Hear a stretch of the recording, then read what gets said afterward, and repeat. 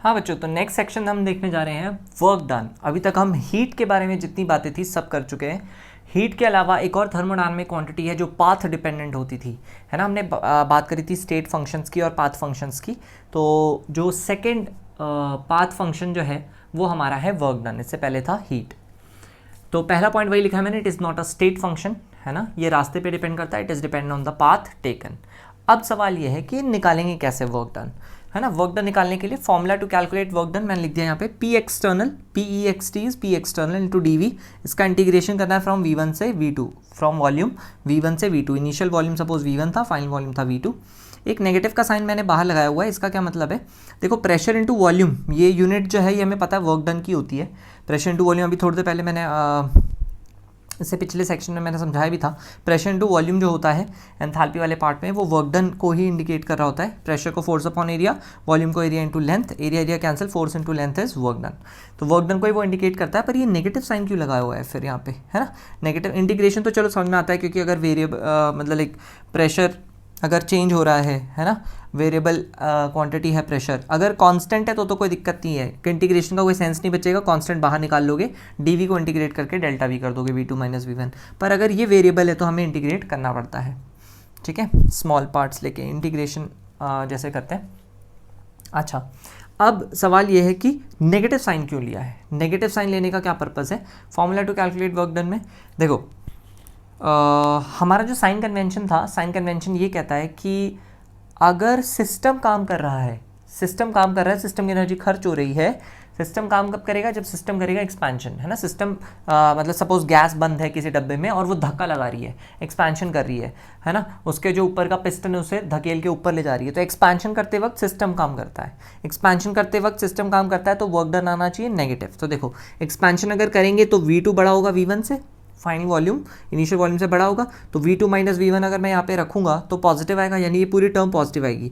पर work done positive आ जाएगा तब, तो हमारे साइन कन्वेंशन को वो फॉलो नहीं कर रहा, क्योंकि सिस्टम काम कर रहा है और हमारा वर्क डन पॉजिटिव आ रहा है। ऐसा नहीं होना चाहिए, वर्क डन हमारा नेगेटिव में आना चाहिए जब सिस्टम काम कर रहा होता है। इसलिए एक नेगेटिव साइन लगा दिया ताकि वो साइन कन्वेंशन फॉलो हो जाए। बाकी वो यूनिट्स वाइज तो आपको समझ ही रहा है ना, कि यूनिट्स एंड डायमेंशन वाइज कि pressure into volume is equivalent to work. Okay, since work done is a path dependent function or a quantity, so for reversible and irreversible processes, हमें पता है ये दोनों अलग अलग पाथ होते हैं किसी भी प्रोसेस को करने के, एक रिवर्सिबल पाथ, एक इरिवर्सिबल पाथ।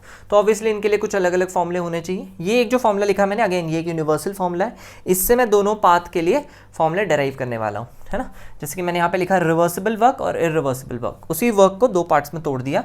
ये यूनिवर्सल फॉर्मूला देखो मैंने यहाँ पे भी अप्लाई किया, यहाँ पे भी अप्लाई किया है। अच्छा, V1 से V2 मैं वहाँ पे भी लगा देता हूँ। V1 से V2 मैंने यहाँ लिखा था, यहाँ भी लिखा है, यहाँ पे भी लिख देता हूँ। V1 से V2 तक इंटीग्रेट करना है। ओके, डिफरेंस कहाँ पे है देखना। रिवर्सिबल वर्क शायद आपको याद होगा, रिवर्सिबल और इरिवर्सिबल प्रोसेसेस के वक्त हमने बताया था कि एक्सटर्नल प्रेशर इंटरनल प्रेशर के ऑलमोस्ट इक्वल रहता है। एक एक है ना, स्टैंड पार्टिकल हटाते थे तो एक्सटर्नल प्रेशर हर वक्त इंटरनल प्रेशर के लगभग बराबर ही रहता है। तो पी एक्सटर्नल को इंटरनल प्रेशर, ये जो कैपिटल पी है वो internal pressure of the gas है, जिसमें आप PV को NRT लगा सकते हो। ये वो वाला पी है ना। पी एक्सटर्नल में कभी PV को NRT मत लगाना। पी एक्सटर्नल तो बाहर से लगने वाला प्रेशर होता है, एक्सटर्नल प्रेशर होता है, उसका गैस से कोई लेना देना नहीं है। पर रिवर्सिबल वर्क के टाइम पे पी एक्सटर्नल ही गैस के इंटरनल प्रेशर के बराबर रहता है हर वक्त। तो आप यहाँ पे पी एक्सटर्नल डीवी की जगह डायरेक्टली पी एक्सटर्नल को पी पुट कर सकते हैं, and this P will not be a constant, this P will not be a constant, क्योंकि वो जैसे जैसे एक्सपेंशन होता जाएगा प्रेशर कम भी तो होता जाएगा, है ना। तो ऑब्वियसली इंटीग्रेशन के अंदर ही रहेगा, है ना। इसको कोई छेड़छाड़ नहीं करेंगे अपन। माइनस का साइन बरकरार है। पी एक्सटर्नल डीवी की जगह मैंने कैपिटल पी डीवी लिख दिया है। V1 से V2 तक जो भी एक्सपेंशन कंप्रेशन जो भी हो रहा होगा उसके हिसाब से आपका वर्क डन रिवर्सिबल का आंसर आ जाएगा, ठीक है।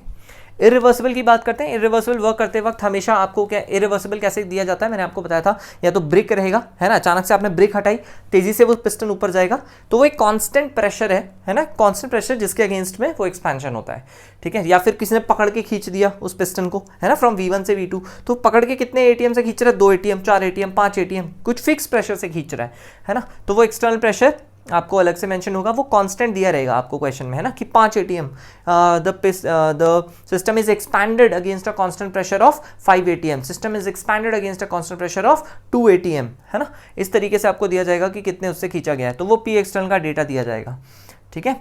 और पी एक्सटर्नल आपको वहाँ से मिल जाएगा। तो यहाँ पे मैं लिख दिया पी एक्सटर्नल कांस्टेंट होगा, इंटरनल प्रेशर के वो बराबर नहीं होगा, ठीक है। तो इस बार पी एक्सटर्नल को मैंने इंटरनल प्रेशर के बराबर नहीं लिखा है, बट हाँ कांस्टेंट था तो बाहर निकाल लिया इंटीग्रेशन से, और यहाँ डेल्टा वी नहीं, यहाँ आएगा डी वी, और इसको जब मैं इंटीग्रेट करूंगा फ्रॉम V1 से V2, तो इंटीग्रेट करते वक्त ये बन जाएगा V, जिसमें V2 माइनस V1 पुट करेंगे तो वो डेल्टा V बन जाएगा। तो minus P external into delta V is the formula for W irreversible.